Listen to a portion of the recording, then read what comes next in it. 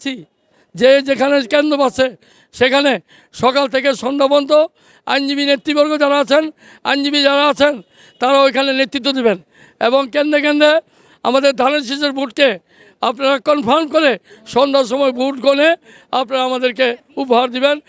আগামী 12 তারিখ ইনশাল্লাহ ধানের শীষ নির্বাচিত হবে, তারেক জিয়া দেশের ক্ষমতা আসবে এই আশা করি, আমরা বিশ্বাস করি। 12 তারিখ সারাদিন ধানের শীষে ভোট দিন, ভোট দিব কিসে ধানের শীষে, শীষে ভোট দিন, আইনজীবীদের সালাম দিন, আইনজীবীদের সালাম দিন, ধানের শীষে ভোট দিন, শীষে ভোট দিন, ধানের শীষে ভোট দিন, আইনজীবীদের সালাম দিন, 12 তারিখ সারাদিন ধানের শীষে ভোট দিন।